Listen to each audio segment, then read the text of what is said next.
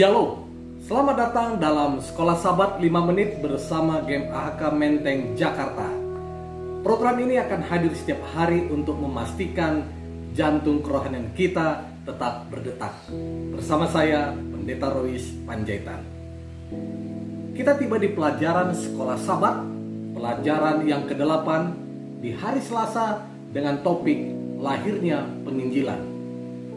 Di Yesaya 40 ayat yang ke-9 sampai 11. Kita tahu bahwa kitab Yesaya penuh dengan pekabaran campuran tentang penghakiman dan tentang keselamatan.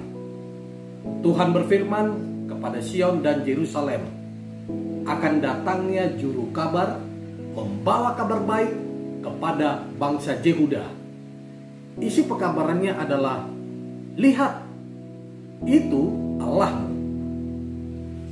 Dalam Yesaya 41 ayat yang ke-27 dan 52 ayat yang ke-7, muncul seorang laki-laki membawakan kabar baik untuk Yerusalem.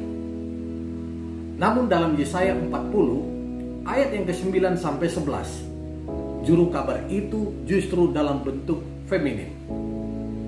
Pertanyaannya, kapankah nubuatan ini digenapi?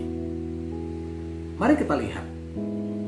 Juru kabar itu menyatakan, lihat, itu Allahmu. Penerapan ayat ini merujuk kepada masa setelah Israel akan kembali dari pembuangan di Babel. Yesaya juga menggunakan ekspresi yang sama dalam Mazmur pasal yang ke-68 ayat yang ke-6, yang merujuk kepada kisah keluaran yang pertama buat bangsa Israel dari Mesir. Yesaya 40 mengumumkan bahwa perhambaan Yehuda sudah berakhir, yang merupakan kabar baik, pembebasan, dan hanya Tuhan saja yang sanggup melakukannya.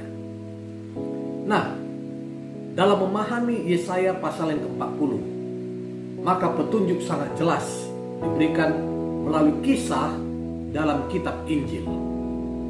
Yohanes Kekasih melihat penggenapan Yesaya 40 ayat yang ke-3 sampai 5, merujuk kepada Yohanes Pembaptis yang berseru-seru di padang gurun untuk mempersiapkan jalan bagi sang raja. Firman Allah yang menjadi manusia dan tinggal di tengah-tengah manusia. Yohanes 1 ayat 14. Bahkan sebelum Yohanes Pembaptis, sudah ada orang-orang yang memberitakan kedatangan sang Mesias. Simeon dan Hana contohnya. Dalam Lukas pasal yang kedua ayat yang ke-25 sampai 38 telah menyatakan siapakah anak yang akan dibawa ke dalam bait suci. Mereka telah menyatakan di dalam bait suci bahwa Yesus adalah Mesias. Pembawa berita itu adalah pria dan wanita sama seperti yang disebutkan Yesaya.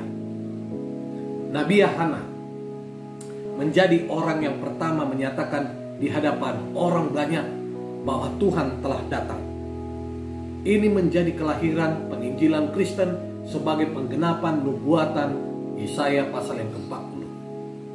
Selanjutnya, pekerjaan penginjilan diteruskan oleh Maria Magdalena yang mendapat kabar dan perintah dari malaikat agar pergi menemui para rasul dan memberitakan bahwa Yesus sudah bangkit.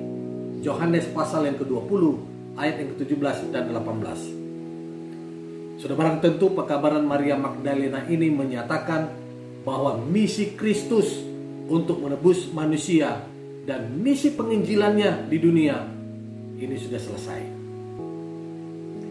Di saat Yesus hidup di dunia ini, manusia merasakan langsung penggembalan yang dilakukannya. Tuhan tetap menjaga domba-dombanya dan akan terus menjaga meskipun Yesus saat ini sudah berada di sorga. Saudaraku, mari kita kembali kepada Tuhan, maka Dia akan kembali kepada kita. Terima kasih telah bergabung dalam Sekolah Sabat 5 Menit bersama Game AHK Menteng Jakarta. Tuhan Yesus memberkati.